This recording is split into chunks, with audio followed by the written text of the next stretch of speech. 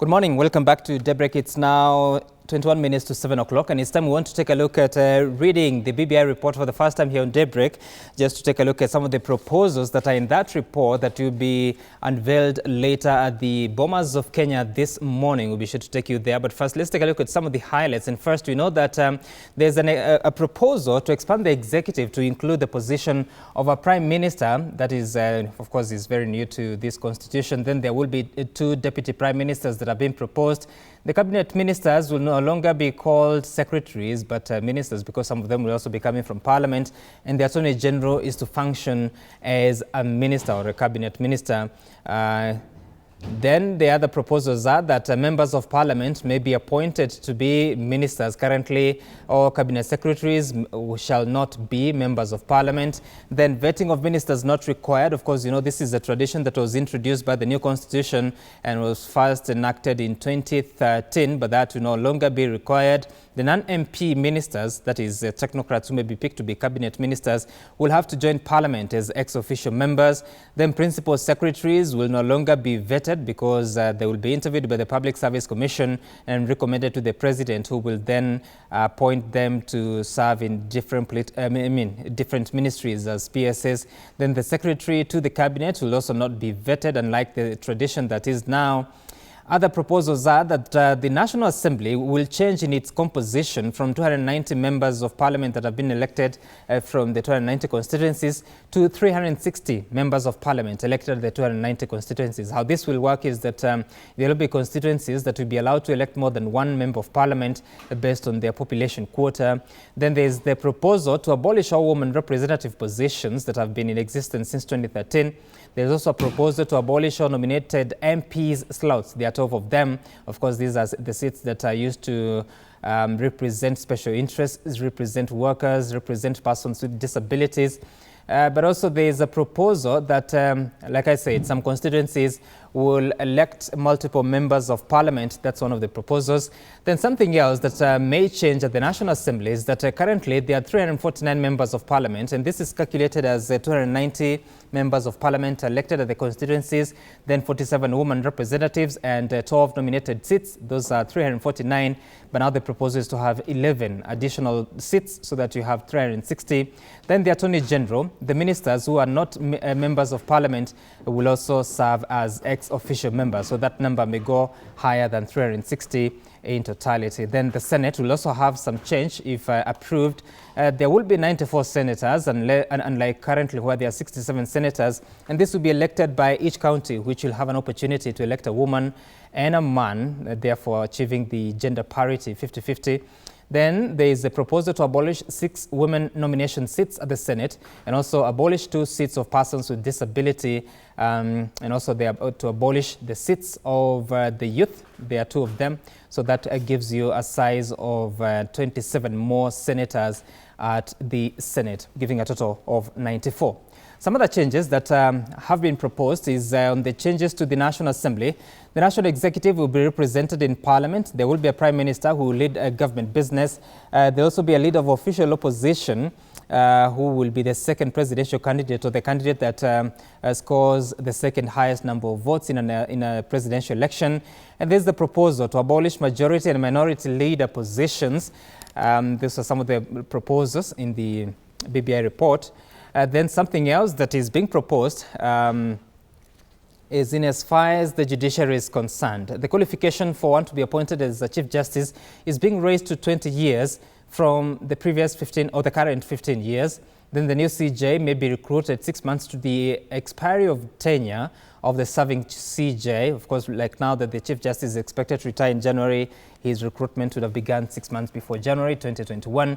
Then the Judiciary Ombudsman office is being established, and that Ombudsman will be sitting in the Judicial Service Commission, and he is to investigate complaints against judges and also to boost the relationship between the public and the judiciary. Something else that is being proposed by the BBI report is in as far as the devolution is concerned. The minimum funds allocation is being raised from the current 15% to 35% of last audited revenue accounts. This is important because at the moment that is capped at last audited and approved accounts, but the proposals are that once the Auditor General has presented revenue accounts, then those are the ones that should be used in allocating funds for the subsequent year.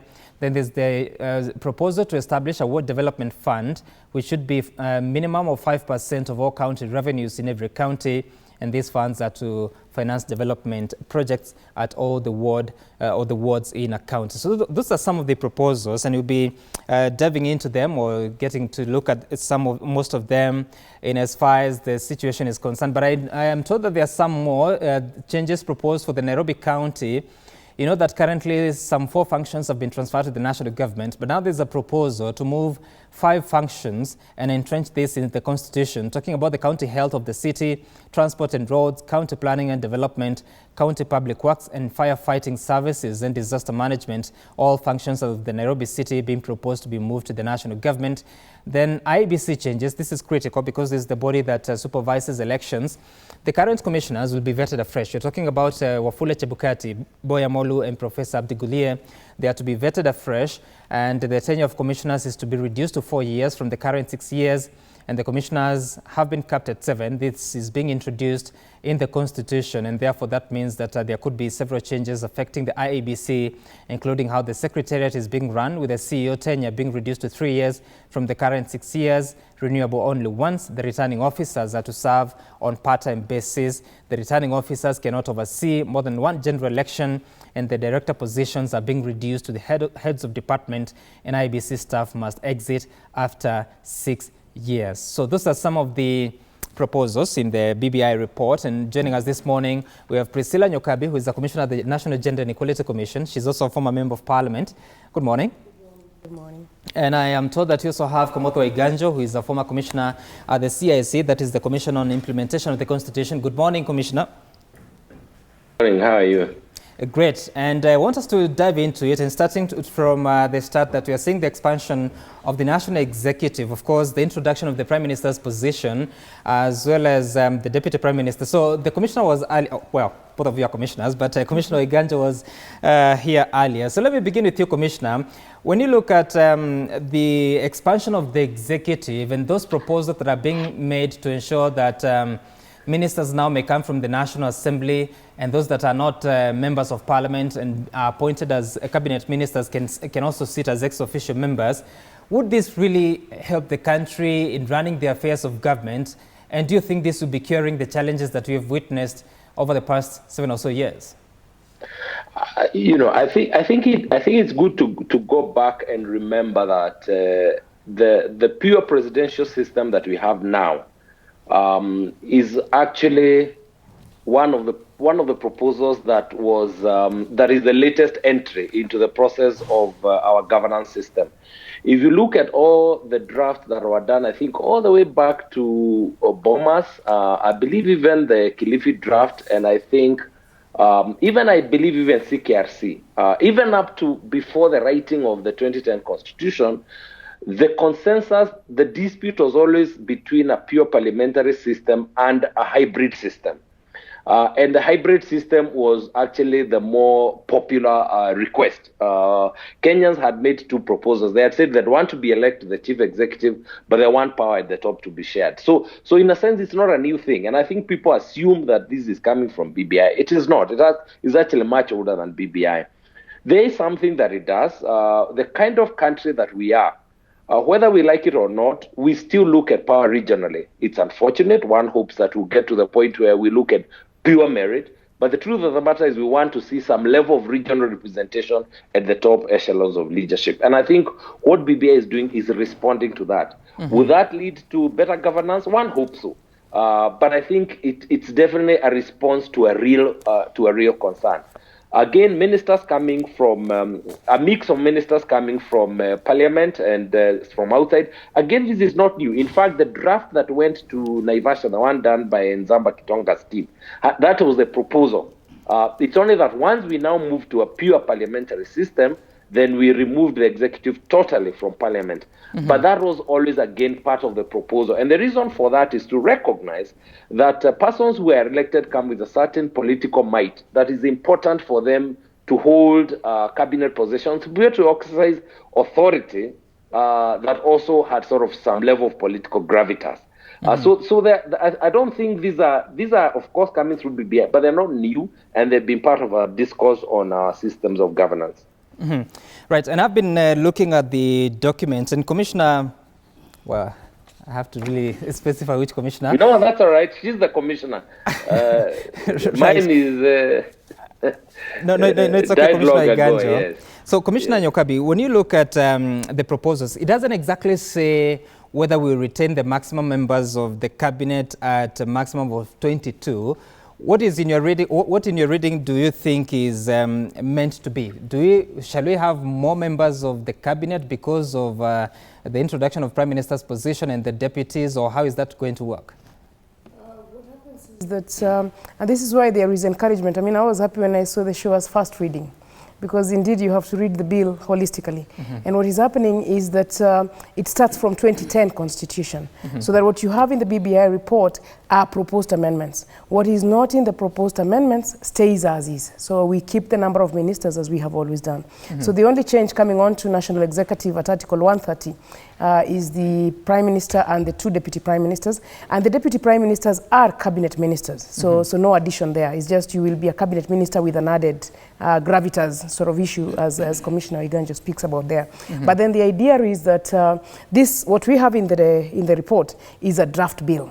So you have to read the draft bill with your constitution, so that what you don't see changed then remains as is. We are saying that the 2010 Constitution is still good, and nobody has a problem with the 2010 Constitution. But then there are a couple of changes that we need to see, having had 2 elections, the 2013 and the 2017 elections. So only where a clause is affected would that be the change that is coming. Everything else stays as is, so that the powers of the president, all of the other things stay as we have always done in 2010. So the ministers remain as is. There is no ongeza mzigo on that one. And the Prime Minister, remember, is a parliamentarian. The Prime Minister is a member of Parliament, and so gets elected just like the other members of Parliament, but then gets elected from the largest party to then become the Prime Minister. So essentially what we have in the executive is no added cost. We have a reorganization of the positions to address our diversity, our winner-take-all, our sort of other governance questions. Okay, all right. And joining us again is Thomas Letangule, who is the former commissioner of the IEBC.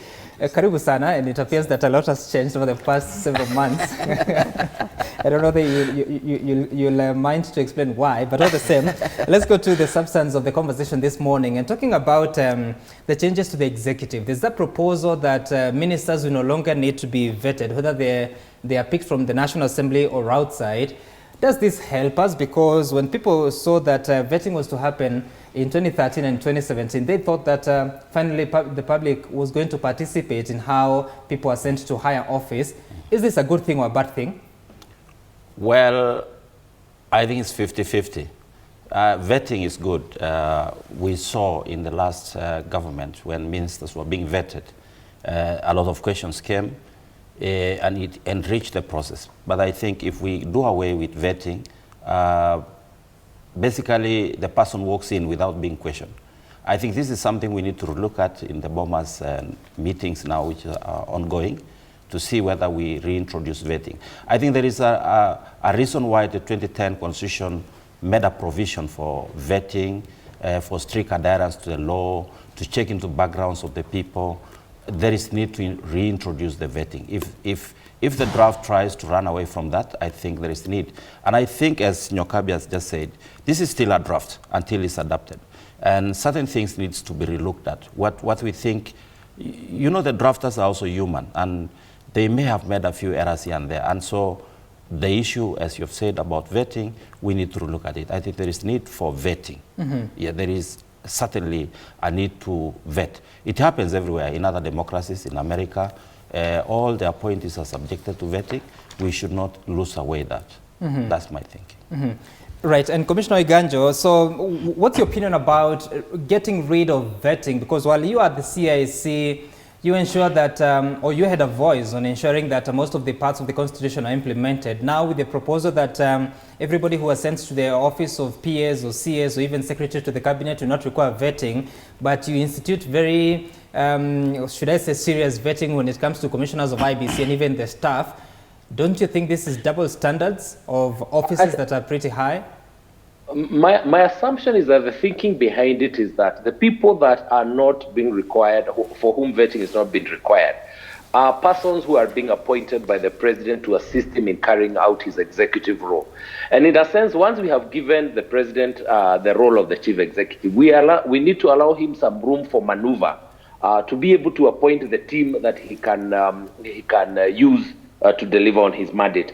I think the problem is that our history with the vetting process has not been a very good process. I am not sure that many Kenyans believe that it has added much value, particularly in terms of the what are quasi-political positions.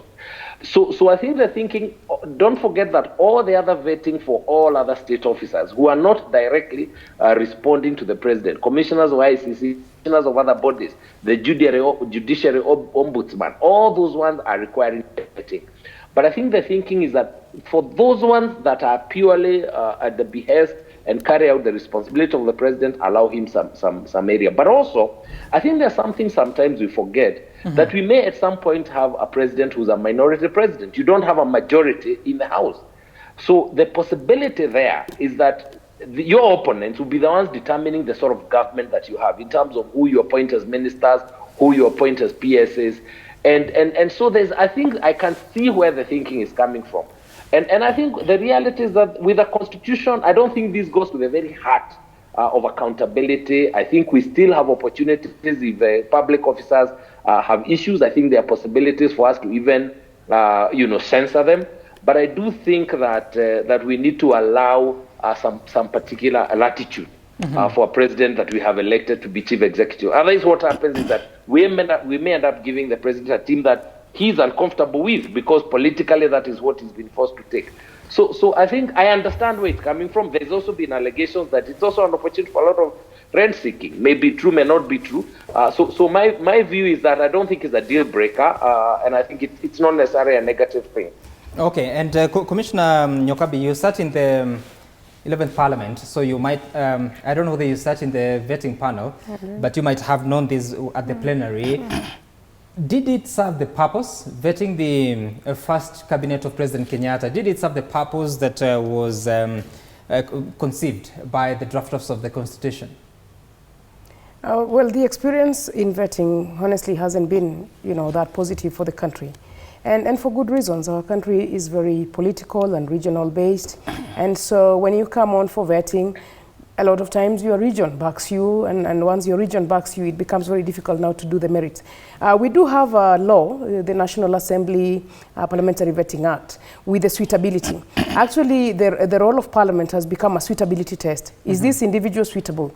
And Parliament has had to warn itself that we are not conducting an interview. We are not the ones doing the initial interview. Once the president has given a nominee, the question is the nominee suitable? And it's extremely hard to find a nominee not suitable. So what has ended up happening is that everybody has just been found suitable. And so a few times, of course, Parliament has raised issues on questions and particularly accountability questions. But I think what has happened in this particular time with the BBI is that the cabinet ministers are now also coming from Parliament. So it's a bit difficult also. Can you imagine if it was difficult to vet people who are not colleagues? Can you imagine how much more difficult it is to vet a colleague in Parliament? So now with the because the idea was that the executive and the legislature, the difference and the distance needs to be brought closer, so that the workings of government. It's been very, very difficult, as you say, with the 11th Parliament and even the 12th, when ministers are outside Parliament. We used to hear stories, and we find the old ministers in the House, and they tell you how easy it was to see the Minister of Water, the Minister of Education, the Minister of Agriculture, the Minister of Transport, because those are the questions that make you get elected. But now, when you come to this 2010 Parliament, the minister is in Jogoo House, the other minister is in the roads, and we spend a lot of time as parliamentarians just hunting the ministers. And I think now the ministers are going to go back to the House, so that if you are elected by the people of Nyeri, then you can ask about the roads in Nyeri, you can ask about the water in Nyeri. So there's a sense in which bringing that distance closer has been good. So once you do that, then you don't need, it's difficult to vet colleagues. So I think it's a change of design that has removed the vetting. And the leader of official opposition has come into the House. So all of the questions that now need to be asked, you really don't need a vetting process. But for all of the other officers, I think there is still room for improvement in our vetting processes, so that quality can then come up. And of course, can I add something also? Let me add something. Yes, Commissioner. And the PSs. Yes, and the PSs, I think there's justification for the non-vetting of PSs. I think we forget that PSs are civil servants. You know, they're purely public servants. They're not political offices. They are actually interviewed, they're interviewed, they're advertised, they're interviewed by the Public Service Commission and found that they are suitable for those jobs. What we then subject them is through a pure political process, and we start politicizing the public service. And so I think that was also the other reason one understands why the PSs needed not to be vetted, in addition to what Nyokabi has said about the fact that now we have ministers largely from Parliament. Right, and of course there are those that will argue that the line between the executive and the legislature will be very thin, if it ever exists. But let's focus on to that, on the changes that will be affecting the National Assembly, the abolishment of 47 women representative seats, the abolishment of 12 nomination seats, as well as expanding the number of MPs to 360. Of course, currently there are 349 if you have to do the math of women reps, the nominated seats being 12, and the 290 constituencies electing one member each.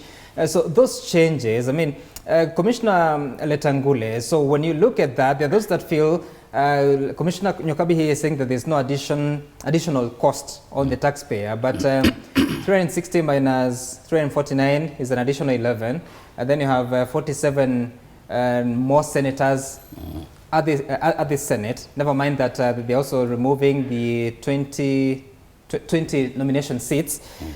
What is your view? What's your take on having more members of Parliament, and even how are we going to maneuver through some constituencies that will elect more than one member? First of Sam, the structure proposed by the draft BBI on the executive is creating a whole fundamental set of how governance is. If you look at the creation of the Prime Minister and the 2 deputies, and that's about 5 posts. If you look at how now the governance of Kenya is panning out to be, it looks like we are now headed into what I can say negotiated democracy, where for the first time people must sit and agree on the way forward. In other words, there will be no surprises. We will have a lineup. We will say, this is the president, I'm going to be the president, you are going to be the prime minister, the deputy. Everything is agreed on the table. So political parties are going to strategize along those lines. In fact, they have to rethink their way forward now, because there will be no surprises like was it in the 20, where Honorable Kalonzo said, I will pass Katikati. That will not happen. Now things will have to be negotiated beforehand. And I think that is the beauty of this draft, where now we have to agree before we go. So to me, I think that's a good thing. On the issue of Parliament, now currently we have 349, and I expect an additional 70 members of Parliament from what we can see from the draft. Nothing much changes, because remember, in the current situation, we have this nominated youth. To me, I think we need to see how we can then accommodate the youth within the same structure, how we can accommodate the disabled people and the minorities, like where I come from, particularly the minorities, marginalized communities. Because as it is, it's not telling us the formula for bringing in the additional members of Parliament. Apart from saying that there will be a party list, we are not seeing how then we shall accommodate these disadvantaged people, the disabled people, the youth, and the marginalized communities. At least we can see that the issues of women are being addressed, because if we are then adding an additional 47 women to the Senate, that's an improvement on women representation. But then it's not addressing on the parliamentary the issue of representation of other marginalized groups. So we need to relook at it. And I think the debate now going forward is how to enrich this proposal. The BBI, as it is, a good document. You can see that once it was released, almost everybody is falling into supporting it. But then, before we take it into the referendum, we need to look at these emerging issues and enrich the document so that we address all the issues and concerns. But Commissioner Nyokabi, you sit at the National Gender and Equality Commission, and looking at the proposal to abolish the women representative seats, if you look at the Senate, currently constituted, you have 21 women because of the nominated senators, as well as the elected senators being 3 women. So they're only missing 1 woman to be gender compliant if the minimum of a third is to suffice. But if you abolish the woman rep positions and then you push the responsibility of ensuring compliance with the gender rule to the political parties and IEBC to ensure compliance, don't you think you're setting up women, persons with disability, and the young people to the grid of political parties? Well, it's sort of a mixed bag for us as women. And the reason why it's a mixed bag is the Senate that we have is a gender parity Senate. And even for those of us on the 2/3 gender rule, 2/3 is not the ultimate. The ultimate is gender parity. Actually, 2/3 is a stop as we go towards gender parity. So 50-50 is our ultimate. And to have achieved that in the Senate, where 35% of resources are going to be voted is a big thing. Because what happened with the 16 women in the Senate, they did not have full voting rights and wouldn't be able to vote for the formula. And for us as women, it's been very regrettable. In fact, we have assumed the reason the formula doesn't have water is because the women don't vote. Now that the women can vote, we can put as much as 10-20% for water resources. I mean, we always, as women, find it a bit interesting that men find last mile connectivity on electricity much easier to do, but not last mile connectivity on water. Now that the women have an equal vote in the Senate, we can eventually have a last mile connectivity on water, health, and those issues that matter most. So what was happening is that lack of voting power, and you saw in the formula debate that the women senators couldn't even vote for that formula. So that full voting rights, a Senate is a place of equality of counties, and now we have both equality of counties and equality of genders. So actually for us the Senate is a big, big celebration, and there's a whole lot of celebration around that. The only concern has arisen with the National Assembly. And the National Assembly, we are happy about the party list and the IEBC, and I'm happy Commissioner Letangula is here. The IEBC required to not take a list of candidates that is not 2/3 compliant. That for us is a good thing, because of the 360 candidates, 120 have to be women. So the conversation we are now having is those 120 should also be in strongholds and should be in winnable positions for the different party strengths, and so that more women can then be elected. And we are hoping that with the measures that we have, including measures around resources being spent on women candidates, we should see more women elected. With the two houses now requiring 2/3, one house you have 50%, you need 18% in the other house for the both houses to give you 34%. So the question we have returned, and that is why for us it is a national conversation. Happy about the gains and celebrating the gains, but asking that in the national conversation, can the matter of the National Assembly also be looked at, so that women have a right of participation. And for the PWDs and for the young people, if we get the positions, for example, top up, or for example, any other mechanism to address the shortfall of women, that shortfall should also address the shortfall for youth and the shortfall for persons with disability and the minorities as well. And we need to find a way in which Article 90, as amended, then plays a role in the composition of the National Assembly. But it's a national conversation. We take what is good, and women are happy about many things in the Constitution, including Article 43 issues and the priority that Article 43 has received: health, water, housing, education, social security. But even as we celebrate, we have raised, and we have, maybe like good lawyers say, we have an appeal on the matter of the National Assembly.